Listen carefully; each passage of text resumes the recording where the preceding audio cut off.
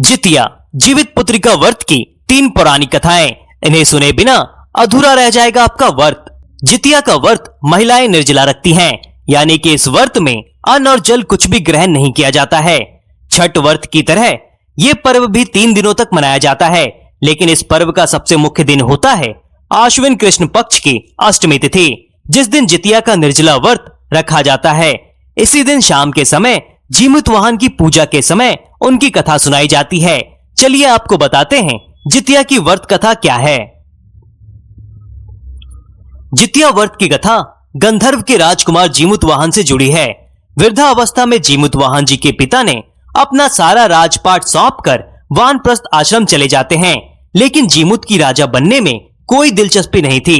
ऐसे में वो अपने साम्राज्य को अपने भाइयों को देकर अपने पिता की सेवा करने के लिए जंगल चले जाते हैं।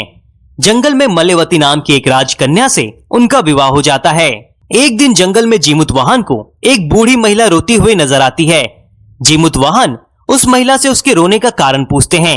तब वो बताती है कि मैं नागवंश की स्त्री हूँ और मेरा एक ही बेटा है, जिसके बिना अपने जीवन की कल्पना भी नहीं कर सकती हूँ। और नागों ने पक्षियों के राजा गरुड़ को रोजाना खाने के लिए नाग सौंपने की प्रतिज्ञा दे रखी है। रोजाना दिए जाने वाली बलि के कर्म में आज मेरे बेटे शंखचूड़ की बारी है। तब जीमूत वाहन ने महिला से कहा कि आप घबराइए मत, आपके बेटे की मैं अवश्य रक्षा करूंगा।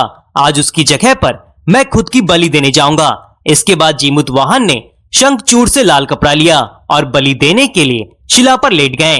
इसके बाद जब गरुड़ आए तो वो लाल ढके कपड़े में जीमूत वाहन को दबाकर पहाड़ की ऊंचाइयों पर ले गए। अपनी चोंच में दबे जीभ को रोता देखकर गरुड़ हैरान हो गए। तब गरुड़ ने जीमूत वाहन से पूछा कि आप कौन हैं? जीमूत वाहन ने उन्हें सारी बात बता दी। गरुड़ जीमूत वाहन की बहादुरी से बहुत प्रसन्न हुए।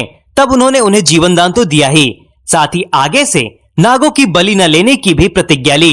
कहते हैं इसी के बाद से बेटे की रक्षा के लिए जीमूत वाहन की पूजा करने की परंपरा शुरू हुई। अगली कहानी है चिल्हों और सियारों की कथा। एक समय की बात है, एक चील और एक सियारन नर्मदा नदी के तट पर एक जंगल में रहा करते थे। दोनों ने वहां कुछ महिलाओं को व्रत पूजन करते देखा और खुद भी ये व्रत करने का संकल्प लिया। इस उपवास के दौरान सियारन को भूख बर्दाश्त नहीं हुई, इसीलिए उसने चुपके से भोजन ग्रहण कर लिया।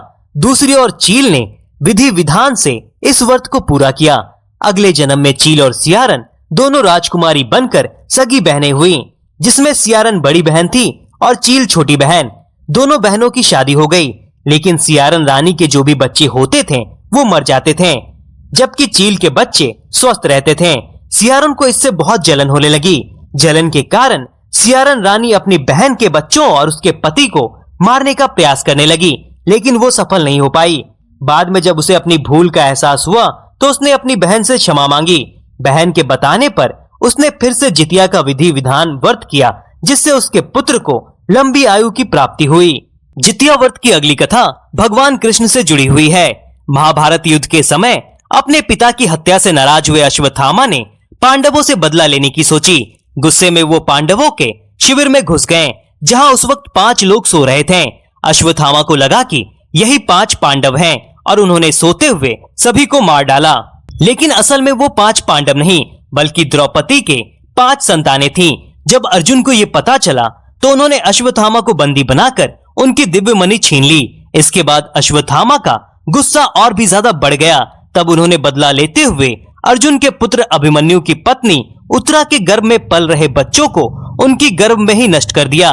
लेकिन भगवान कृष्ण ने अपने पुण्य का फल उत्तरा के मृत संतान को देकर उसे फिर से जीवित कर दिया। इस तरह मरकर पुनः जीवित होने की वजह से ही इस बच्चे को जीवित पुत्रिका रखा गया। कहते हैं उसी समय से बच्चों की लंबी उम्र की कामना करते हुए जितिया का व्रत रखने की परंपरा शुरू की गई थी।